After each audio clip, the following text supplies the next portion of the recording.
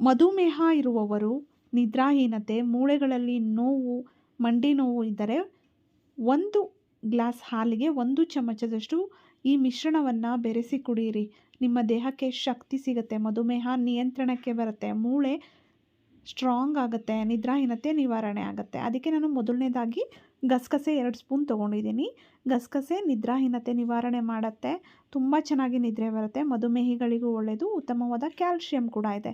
ನಂತರ 2 ಚಮಚದಷ್ಟು ಎಳ್ಳು, ಎಲ್ಲವನ್ನು ಸಮ ಪ್ರಮಾಣದಲ್ಲಿ ತಗೊಳ್ಳೋಣ. ಎಳ್ಳಲ್ಲಿ ಉತ್ತಮವಾದ ಕ್ಯಾಲ್ಶಿಯಂ, ಐರನ್ ಇದೆ. ಇದು ನಮ್ಮ ಮೂಳೆಗಳಿಗೆ ಒಳ್ಳೆಯದು, ಮಧುಮೇಹಿಗಳಿಗೆ ಒಳ್ಳೆಯದು, ದೇಹಕ್ಕೆ ಶಕ್ತಿಯನ್ನು ಕೊಡುತ್ತೆ. ಮೂಳೆ ನೋವು, ಸೊಂಟ ನೋವು ಈ ರೀತಿಯ ಸಮಸ್ಯೆಯನ್ನು ನಿವಾರಣೆ ಮಾಡುತ್ತೆ.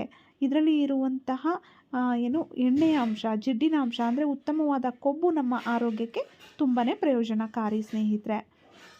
ಹಾಗೆ ಒಂದು 10 ಬಾದಾಮಿಯನ್ನು ತೊಗೊಂಡಿದ್ದೀನಿ. ಬಾದಾಮಿಯಲ್ಲಿ ಇರುವಂತಹ ವಿಟಮಿನ್ಸ್ಗಳು ನಮ್ಮ ಆರೋಗ್ಯಕ್ಕೆ ತುಂಬಾ ಒಳ್ಳೆಯದು. ವಿಟಮಿನ್ ಇ ಮಧುಮೇಹ ಇರೋರಿಗೆ, ಮೂಳೆಗೆ ಮತ್ತು ನಮ್ಮ ಕೂದಲು ಮತ್ತು ಚರ್ಮಕ್ಕೂ ಕೂಡ ತುಂಬಾ ಒಳ್ಳೆಯದು. ಜೊತೆಗೆ ಬಾದಾಮಿ ದೇಹಕ್ಕೆ ಶಕ್ತಿಯನ್ನು ಕೊಡುತ್ತೆ. ಮಧುಮೇಹ ಇರೋರು ಬಾದಾಮಿ ಮತ್ತು ಎಳ್ಳನ್ನು ಸ್ವಲ್ಪ ಪ್ರಮಾಣದಲ್ಲಿ ಪ್ರತಿನಿತ್ಯ ಸೇವನೆ ಮಾಡಿದ್ರೆ ತುಂಬಾ ಒಳ್ಳೆಯದು. ನಂತರ ಒಂದು ಏಲಕ್ಕಿ ಹಾಕ್ಕೊಂಡಿದ್ದೀನಿ. ಇದೆಲ್ಲವನ್ನು ಡ್ರೈ ರೋಸ್ಟ್ ಮಾಡ್ಕೊಳ್ಳೋಣ. ಒಂದು ಒಳ್ಳೆ ಪರಿಮಳ ಬರುತ್ತೆ, ಅಲ್ಲಿವರೆಗೂ ಎಲ್ಲವನ್ನು ಡ್ರೈ ರೋಸ್ಟ್ ಮಾಡ್ಕೊಳ್ಳೋಣ. ಇದನ್ನು ಎಲ್ಲ ವಯಸ್ಸಿನವರು ಸೇವನೆ ಮಾಡ್ಬೋದು, ತುಂಬಾ ಒಳ್ಳೆಯದು. ಮಹಿಳೆಯರಿಗೂ ಅಷ್ಟೇ ದೇಹಕ್ಕೆ ಶಕ್ತಿ ಕೊಡುತ್ತೆ, ರಕ್ತಹೀನತೆ ನಿವಾರಣೆ ಮಾಡುತ್ತೆ, ಕ್ಯಾಲ್ಶಿಯಂ ಕೊರತೆಯನ್ನು ನಿವಾರಿಸುತ್ತೆ. ಮೆನೋಪಾಸ್ ನಂತರ ಮಹಿಳೆಯರಿಗೆ ಕ್ಯಾಲ್ಶಿಯಂನ ಕೊರತೆ ಉಂಟಾಗ್ತಿರುತ್ತೆ, ಅದ್ರ ನಿವಾರಣೆಗೂ ಕೂಡ ನೀವು ಇದನ್ನು ಸೇವನೆ ಮಾಡಬಹುದು.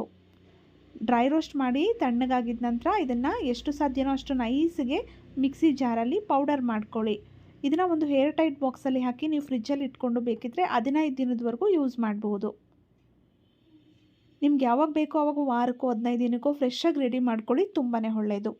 ನಂತರ ನೋಡಿ 1 ಲೋಟ ಹಾಲನ್ನು ಚೆನ್ನಾಗಿ ಕುದಿಸಿದ್ದೀನಿ. ನಂತರ 1 ಚಮಚದಷ್ಟು ನಾವು ಮಿಶ್ರಣ ಮಾಡ್ಕೊಂಡಿದ್ವಲ್ಲ, ಪೌಡರ್ ಮಾಡ್ಕೊಂಡಿದ್ವಲ್ಲ, ಅದನ್ನು ಹಾಕ್ಕೊಳ್ತಾ ಇದ್ದೀನಿ.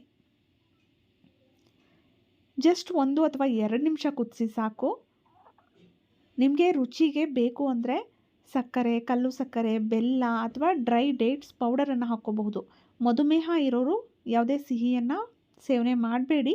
ಮಧುಮೇಹ ಇಲ್ಲ, ಸಮಸ್ಯೆ ಇಲ್ಲ, ಸಕ್ಕರೆ ಕಾಯಿಲೆ ಇಲ್ಲ ಅಂದರೆ ನೀವು ಬೆಸ್ಟ್ ಅಂದರೆ ಡ್ರೈ ಡೇಟ್ಸ್ ಪೌಡರ್ ಅಥವಾ ಕಲ್ಲು ಸಕ್ಕರೆ ಯೂಸ್ ಮಾಡಿದ್ರೆ, ಕೆಂಪು ಕಲ್ಲು ಸಕ್ಕರೆ ಯೂಸ್ ಮಾಡಿದ್ರೆ ತುಂಬಾ ಒಳ್ಳೆಯದು. ಯಾವುದೇ ಸೈಡ್ ಎಫೆಕ್ಟ್ಸ್ ಇಲ್ಲ. ಹೊರಗಡೆ ಸಿಗುವಂತಹ ಪ್ರೋಟೀನ್ ಪೌಡರ್ ಅಥವಾ ಬೇರೆ ಬೇರೆ ಪೌಡರ್ಗಳನ್ನು ಬಳಸೋದ್ರ ಬದಲು ಮನೆಯಲ್ಲೇ ಈ ರೀತಿ ಮಾಡಿ ದೇಹಕ್ಕೆ ಶಕ್ತಿ ಸಿಗುತ್ತೆ. ನಾನಿಲ್ಲಿ ಕಲ್ಲು ಸಕ್ಕರೆಯನ್ನು ರುಚಿಗೆ ಬಳಸ್ತಾ ಇದ್ದೀನಿ.